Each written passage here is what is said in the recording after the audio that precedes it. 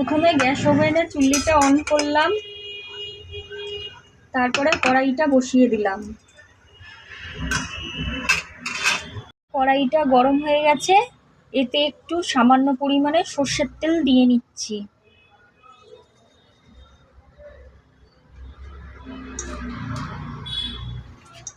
আমাদের তেলটা গরম হয়ে গেছে, এবার এইভাবে একটু সাঁড়াশি দিয়ে কড়াইটাকে নাড়িয়ে নিলাম।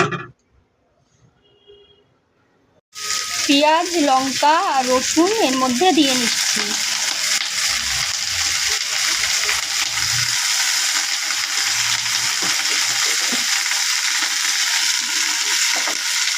তার মধ্যে সামান্য পরিমাণ নুন উপর থেকে ছড়িয়ে দিচ্ছি।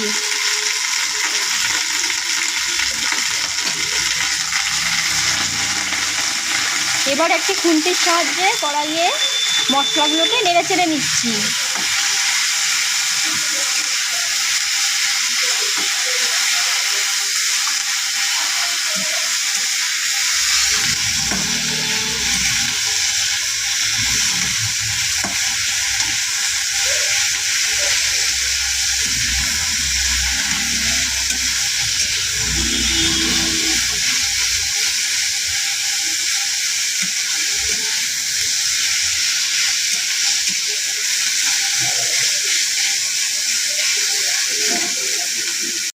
এবার কড়াইতে ঘাটকোল পাতাগুলো একে একে দিয়ে দিচ্ছি।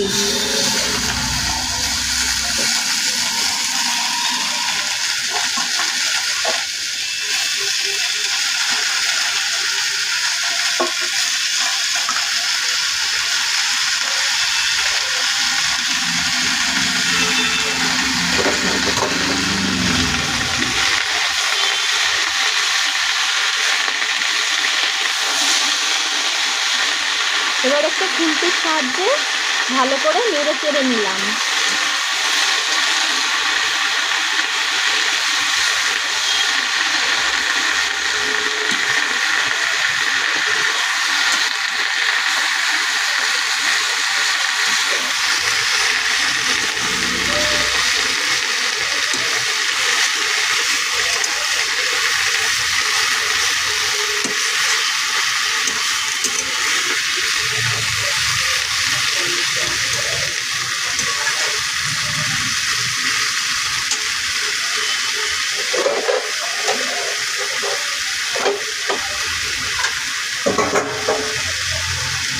এরপরে এটাকে খানিকক্ষণের জন্য ঢাকা দিয়ে দিচ্ছি।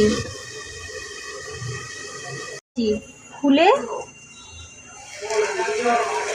শাক ভাজাগুলোকে নেড়ে চেড়ে নিচ্ছি।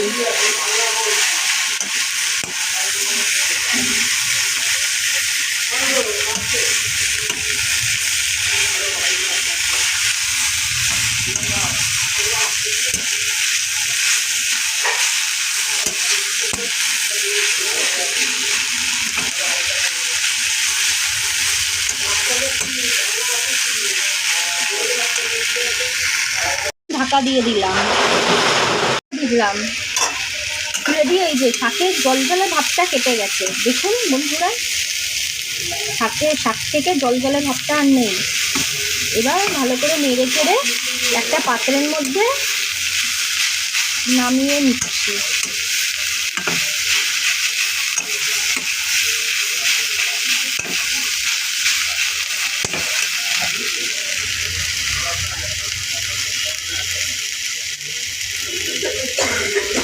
এটাকে অফ করে দিলাম।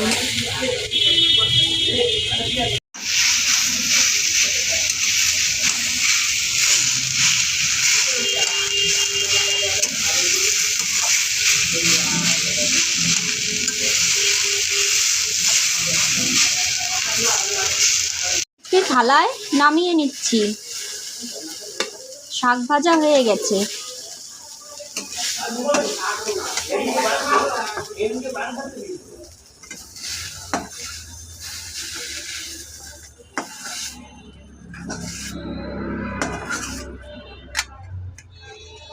এগুলো একটু ঠান্ডা হয়ে নিক। পাতাগুলো ঠান্ডা হয়ে গেছে, এবার একটা মিক্সিতে তুলে নিচ্ছি।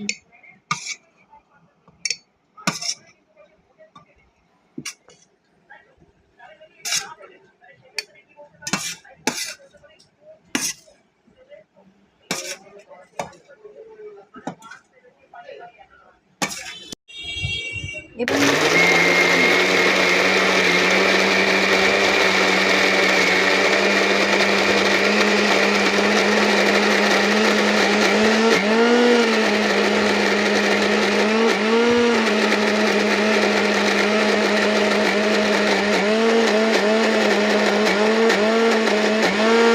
খারকুন পাতা বাটা রেডি। ভিডিওটা ভালো লাগলে অবশ্যই লাইক, কমেন্ট আর সাবস্ক্রাইব করতে ভুলবেন না বন্ধুরা। দেখুন আমাদের খারকুন পাতা একেবারে রেডি হয়ে গেছে। আর আমাদের ভিডিওটা ধৈর্য ধরে দেখার জন্য অনেক অনেক ধন্যবাদ আপনাদের সবাইকে। ভালো থাকবেন।